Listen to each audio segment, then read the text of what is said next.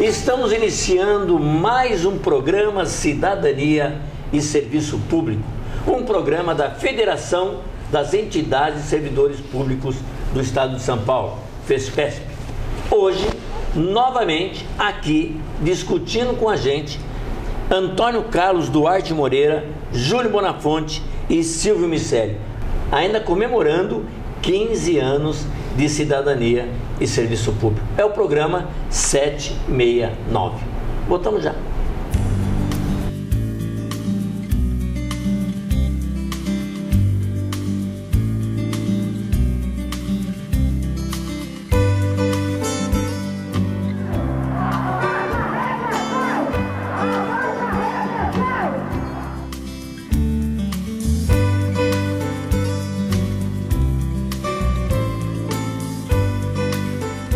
Estamos pedindo aquilo que nos é de direito.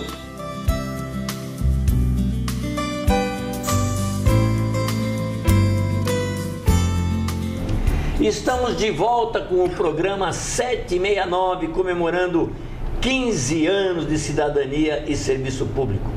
E aqui, Antônio Carlos Duarte Moreira, presidente da AFPESP, Associação dos Funcionários Públicos do Estado de São Paulo, e ainda secretário-geral da nossa federação. Júlio Bonafonte, presidente do Conselho da ACETEG, Conselho Deliberativo, e diretor jurídico da FESPESP.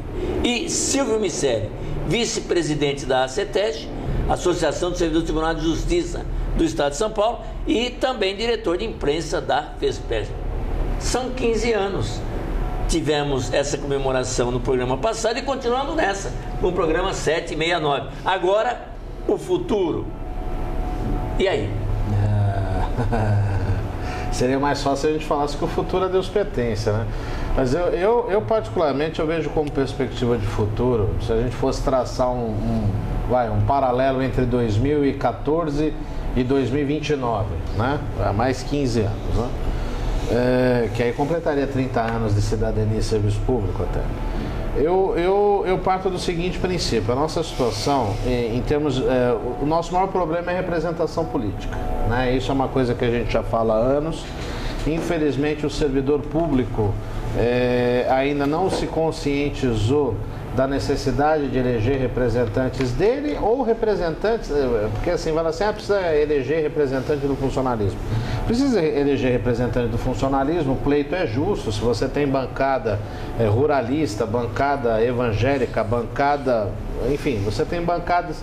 A Câmara dos Deputados hoje é um grande plenário de lobbies que estão sendo defendidos, e nós temos a necessidade de estar lá para defender, porque a grande questão aí é que assim, toda vez o servidor público ele é taxado de corporativo quando ele vem discutir alguma coisa de interesse do servidor público, mas em última instância, e isso é que é difícil às vezes para as pessoas entenderem, para as pessoas analisarem, que quando você pleiteia melhores condições de trabalho ou melhores condições salariais para os servidores, para o professor da escola, para o médico no posto de saúde, para o investigador de polícia lá na delegacia, você também está trabalhando por um serviço público de qualidade e está trabalhando em prol do cidadão.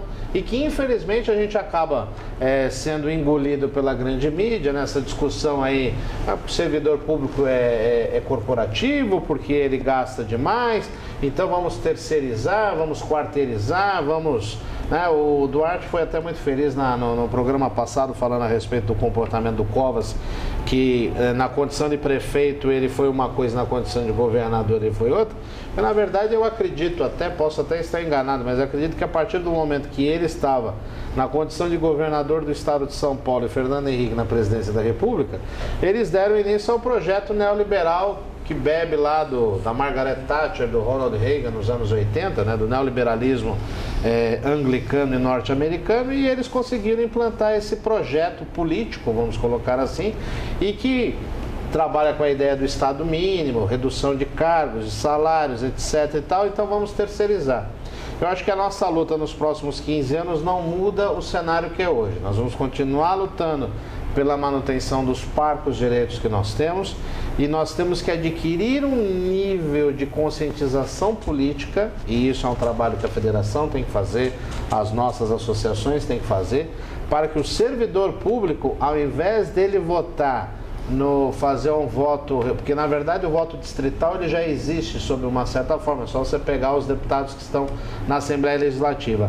Ao invés dele votar naquele deputado que vai cuidar da ponte lá da cidade dele, ou da estrada vicinal lá que diz respeito a ele tem que ter esse nível de conscientização de eleger pessoas que estão envolvidas com problemas macrosociais, não apenas o próprio umbigo. Então, o representante do servidor, que vai ter uma visão mais ampla a respeito do serviço público e da sua categoria, e o próprio parlamentar, que não necessariamente seja servidor público, mas que ele seja deputado do Estado de São Paulo, na Assembleia Legislativa ou mesmo na Câmara dos Deputados, e não apenas da região a qual ele pertence.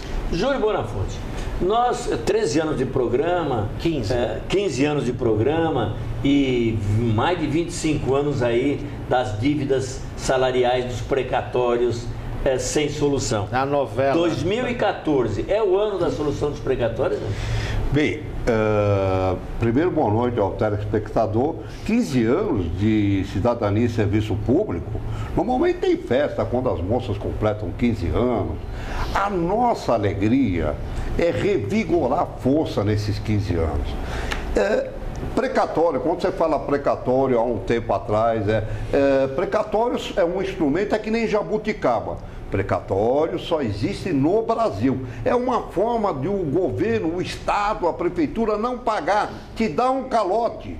E aí, nós dissemos, bom, o que é o precatório? Aquela dívida trabalhista, nós já explicamos muitas vezes, o gatilho salarial, o coitado do aposentado que tinha uma vantagem, ganhou na justiça, foi para o precatório, um processinho para pagar, e o governo não paga. Mas por que não paga? Não paga porque não existe punição, não se cumpre a Constituição, o judiciário, esse judiciário que está mudando agora, Deus queira que nós tenhamos nos próximos anos vários Joaquim Barbosa, para que a gente possa aplicar a punição, porque não pagou por falta de punição. Então, está demonstrando agora, com o julgamento da DIN 4357, que está acabando a punição. Está acabando o calote, vamos ter punição. E punição quer dizer vai pagar. Como se pagar fosse um grande mérito. Não, vai cumprir a sua obrigação. E isto é muito importante. Quando você fala precatório, porque já faleceram, vamos repetir esse dado estatístico, para você ver o tamanho dessa novela e desta tragédia. Mais de 100 mil servidores vieram a falecer e não receberam em vida o precatório. O que é muito triste, porque é um direito, era salário, aposentadoria, pensão, então de caráter alimentar, alimentos, e isso faltou na mesa do servidor público. Mas eu gostaria, nessa questão do precatório, eu tenho certeza que nos próximos 4 anos, até o ano de 2018, nós vamos estar aqui, mesmo porque esse é o voto do Supremo, o Supremo deu mais 5 anos, 2013 a 2018, para que as prefeituras e o Estado paguem o precatório. Nós estamos falando, o Estado de São Paulo deve 25 bilhões, prefeitura 22 bilhões de reais. Então, isso aí, eles têm mais 5 anos para pagar. Deixa de fazer publicidade. Porque publicidade do governante de plantão é desvio na época eleitoral, é proibido. Ele faz a publicidade da Sabesp. Para que fazer publicidade da Sabesp? Ela não tem concorrência, ela não está concorrendo com ninguém. Para que publicidade da Petrobras? Então, o Estado de São Paulo gastou 2.370. Esses 2.370 tem que ser para pagar precatório. E mais, há um comprometimento da receita líquida para que se possa fazer esse pagamento. Caso contrário, não cumprir a Constituição, sequestro de renda, punição, inelegibilidade. Deixando claro que, na verdade, a questão do pagamento dessa dívida é dívida salarial. Salarial, alimento, salários sem pagos dúvida. de forma errada. E eu gostaria de deixar, veja, como nós estamos em fim de ano, Natal, novo ano, o programa Cidadania e Serviço Público é deixar uma mensagem otimista, porque se a gente pintar essas tragédias todas no funcionalismo, eu entendo o seguinte, que nos próximos anos, você que é cidadão, como já participou agora em junho, nós temos que sair para a rua, nós temos que denunciar, nós temos que fazer esse movimento. A juventude está mostrando, e eu espero que ela se comprometa cada vez mais, como nós, denunciando o que está de errado, nós precisamos mudar. E mudar é exercer a cidadania. Quando você vai à rua, você reivindica, você denuncia, você está exercendo a cidadania. Nós não podemos ficar calados vendo tudo acontecer. E isto, eu faço parte, quero estar na rua, sim, nos próximos anos. Isso eu desejo para você, que não fique em casa se lamentando, porque caso contrário, nós vamos ter que ir para Israel, no Muro da Lamentação, coloca lá uma mensagem. Não, não é assim que funciona. Cidadania se exige. Vá à rua, não tem segurança, nós vamos discutir a segurança, vamos discutir a saúde, vamos discutir o próprio serviço público. Quando se discute terceirização, quando se discute algo diferente em serviço público, nós não temos problema nenhum, porque eu acho o seguinte, serviço público, ele precisa ter condições de trabalho, ele precisa ter uma qualificação, um treinamento e dignidade salarial. Dignidade salarial você tem quando você reivindica na sua empresa, fora do serviço público. O servidor público, ele tem que ter essa dignidade salarial, tem que ter um treinamento, tem que ter condições. E isso, a hora que tiver essas condições somadas, ele vai prestar um serviço público de qualidade. Nós temos N exemplos nesse sentido, o Poupa Tempo e outros. Nós queremos que a coisa funcione. Ninguém tem nada, tem que resolver no dia, na hora, não é daqui um mês, daqui um ano. A própria justiça, veja bem, ela é lenta. Ninguém hoje quer resolver conflito de interesse social em 5, 10 anos, não. Tem que ser em 6 meses, no máximo. Hoje nós estamos na era digital e isso tem que acontecer. Você faz parte desse contexto e todos nós vamos estar presentes nos próximos anos e é isso que eu desejo para que isso aconteça. Duarte, governos passados, reforma administrativa, reforma previdenciária, prejuízo para o serviço público, prejuízo para o servidor, uma reforma comprada, como é o caso do mensalão. Todos nós sabemos hoje que esses que estão sendo condenados é porque, na verdade, receberam para poder votar junto com o governo contra o serviço público, contra os servidores públicos. E vem aí 2014, novas eleições para o estado de São Paulo, novas eleições para o Brasil.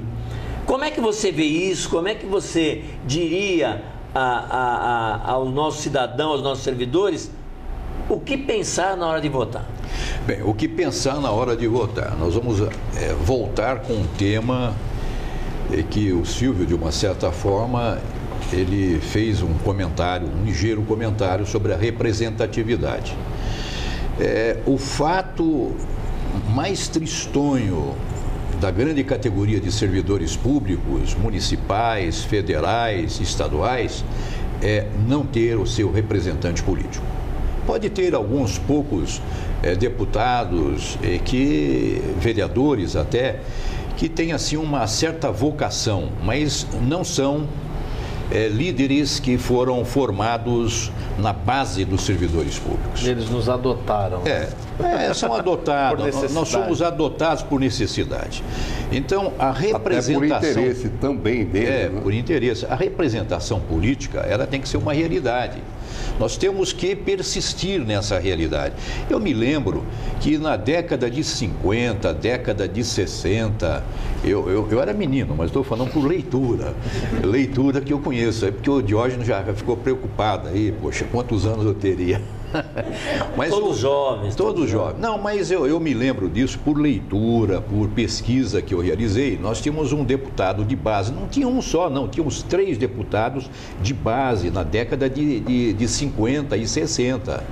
Um deles, o mais notório, era o deputado Pinheiro Júnior, pai do Arnaldo Pinheiro de Camargo, que é o atual presidente da União dos Servidores Públicos do Brasil. O deputado Pinheiro Júnior, ele protagonizava a base, o pessoal mais simples do serviço público, entregava ao Pinheiro Júnior a sua representação. E ele sempre era reeleito, o deputado Pinheiro Júnior. E me lembro que pela persistência do deputado Pinheiro Júnior, ali no governo do Paulo Egídio Martins, ele batia na tecla, porque São Paulo sempre foi um estado econômico, né? Sempre atrasado no que se refere aos direitos e vantagens de servidores. Muitos estados já estavam pagando, a título de 13º, uma outra nomenclatura, o 13º salário. E o Pinheiro Júnior ficava batendo, porque o 13º salário era uma realidade desde o governo João Goulart, de 1962. Ele batia na tecla, batia, até que o Paulo Egídio Martins, com Fernando Millier de Oliveira, fizeram uma reunião com o Pinheiro Júnior e garantiram a ele que na Lei Complementar 180, o projetão, que haveria o 13º. Não saiu com o nome 13º, mas saiu a gratificação natalina. Até ser confirmado esse 13º pela Constituição de 88, São Paulo, seus servidores recebiam. Graças ao quê? A representatividade de um homem de base que era o deputado Pinheiro Júnior. Nós precisamos pensar que precisamos lutar, oferecer condições para lançarmos líderes de base dos servidores para disputar eleições para a Câmara Federal, por que não para o Senado? Para o Senado e também para as Assembleias Legislativas. Só dessa maneira é que nós vamos enfrentar todas essas ameaças que recebemos à garganta. Eles nos enfiam isso e não tem que discutir, porque você não tem o legítimo representante da categoria. Se nós não lançarmos esses candidatos, se não tivermos para um ensaio, vamos já ensaiar na primeira eleição, vamos lançar alguns candidatos, tendo em vista que os problemas vão se agravando a cada dia mais. Nós temos aí o programa de recuperação salarial. Não há recuperação salarial. O que o governo de São Paulo está fazendo desde 1985 é fazer reajustes setoriais. Mas não tem aumento de salário, não tem nada. Até para fragmentar a categoria. Até para fragmentar. Então, de que maneira nós temos que romper isso? Com representantes na Assembleia, para enfrentar o governo. O representante na Assembleia, ele é ouvido. Não é verdade? Aliás, quando você dizia 1985 até hoje, simplesmente penduricários, gratificações. Exato. Né? Penduricários. Essa expressão, Exato. Penduricários, e não mudou nada. Nesses 15 anos, continuamos com uma política salarial de penduricários, uma gratificação. Eu atendo hoje, eu contento o pessoal da educação, em algumas carreiras, e depois os policiais, e vão fazendo essa gangorra aí, uma hora para um, outra hora para outra, mas a database não é aplicada. Você não tem a aplicação do artigo 37, inciso 10 da Constituição, que manda que na mesma data, no mesmo dia, você faça, dê uma remuneração, uma revisão salarial. Isso por quê? Não temos representante. Se não tivermos representante na Assembleia, olha, eu tenho esperança, viu? Estamos num ano novo, eu tenho esperança e tenho fé também que nós vamos conseguir essa representação em 2014. Acho que nós temos 1 ou 2 minutos aí. Eu queria jogar assim rapidamente para vocês a nossa representação. Estamos aí no ano em que pretendemos trabalhar uma central exclusiva de servidores públicos. Rapidinho, meio minuto cada um. O que vocês dizem sobre isso?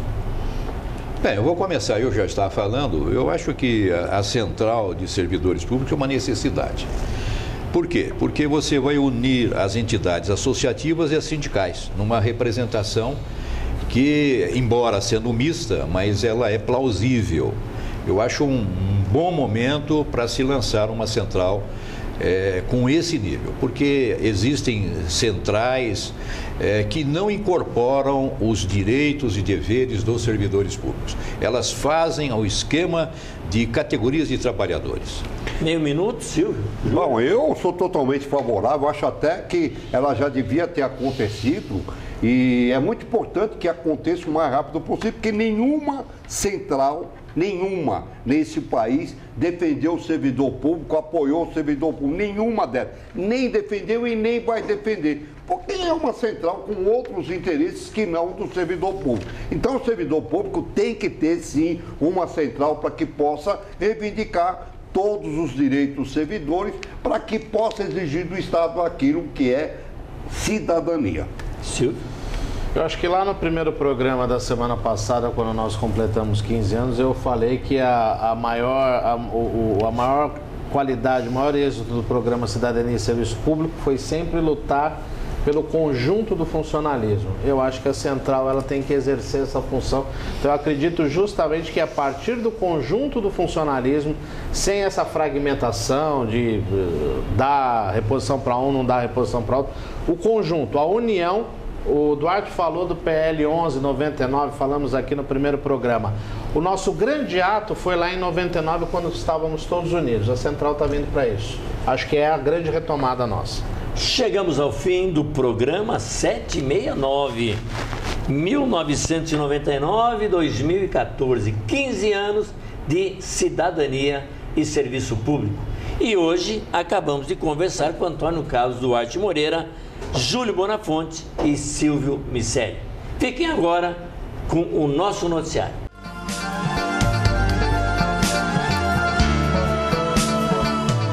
Com informações do diretor de imprensa da FESPESP, Silvio Miceli, confira agora as principais notícias que interessam a você, servidor público. A Comissão Consultiva Mista do IANSP, Instituto de Assistência Médica ao Servidor Público Estadual, discutirá, no âmbito de suas entidades participantes, a minuta do projeto de lei que pretende atualizar a legislação sobre o IANSP. Serão 2 reuniões. A primeira será amanhã, segunda-feira, dia 20 de janeiro, às 10 horas, no Anfiteatro A do Hospital do Servidor Público Estadual. A segunda reunião será no dia 30 de janeiro, às 9 horas, no auditório do primeiro andar do prédio da administração. Segundo Silvio Miceli, presidente da CCM IANSP e diretor desta federação, a ideia é entregar uma contraproposta à administração do IANSP até o próximo dia 10 de fevereiro. Mais informações podem ser obtidas pelo telefone 11 4573 8940. Ainda sobre o IANSP, o Instituto oferecerá aos seus usuários, portadores de diabetes, cursos com orientações sobre a doença. O Grupo de Atenção ao Diabetes do Hospital do Servidor Público Estadual, administrado pelo IANSP, divulgou seu calendário de palestras para 2014. Os interessados podem escolher por uma das 2 datas disponibilizadas por mês e se inscrever gratuitamente pela Central de Atendimento IANSP. Telefone 11 5573 7001. Pelo site do Instituto, www.iansp.sp.gov.br, na especialidade endocrinologia, ou na sala 425, no 4º andar do prédio dos ambulatórios do Hospital do Servidor, Rua Borges Lagoa, 1755. Profissionais como médicos, nutricionistas, assistentes sociais e enfermeiras vão orientar os participantes sobre os tipos de diabetes, as complicações, tratamentos, prevenções e recomendações nutricionais. Os encontros acontecem sempre às quintas-feiras, das 8 às 12 horas, na sala 478, no 4º andar do hospital. O paciente deve estar alimentado, tomar medicação normalmente e pode trazer acompanhante. As primeiras palestras acontecem no Hospital do Servidor nos dias 6 e 20 de fevereiro. A Secretaria da Segurança Pública criou um aplicativo para smartphones que vai facilitar o acesso da população à polícia. O aplicativo Unidades Policiais de São Paulo foi desenvolvido para auxiliar os usuários a encontrar as quase 4.000 unidades policiais do Estado como delegacias da Polícia Civil e batalhões da Polícia Militar. Por meio de um mapa e localização via satélite, o usuário irá encontrar a unidade mais próxima e checar informações como endereço, telefone e e-mail. Assim, um usuário que eventualmente seja vítima de um crime, com o aplicativo terá mais facilidade para localizar rapidamente a unidade policial mais próxima. O aplicativo, ainda em versão beta, funciona com o sistema operacional Android até a versão 4.1.2, tanto para smartphones como para tablets, e pode ser baixado gratuitamente pelo site da Secretaria da Segurança Pública no endereço www.ssp.sp.gov.br. Cidadania e Serviço Público, há 15 anos no ar, sempre levando tudo aquilo que interessa a você, cidadão, a você, servidor. Para entrar em contato, você liga para 11 3104 3836, manda mensagem para o e-mail fespesp@fespesp.org e visite o nosso site no endereço www.fespesp.org. E sempre lembrando que, além da TV aberta, você pode acompanhar o programa Cidadania e Serviço Público na internet. Clique no link Fespesp na TV em nosso site e assista o programa em qualquer lugar do mundo. Uma boa noite e até o próximo programa.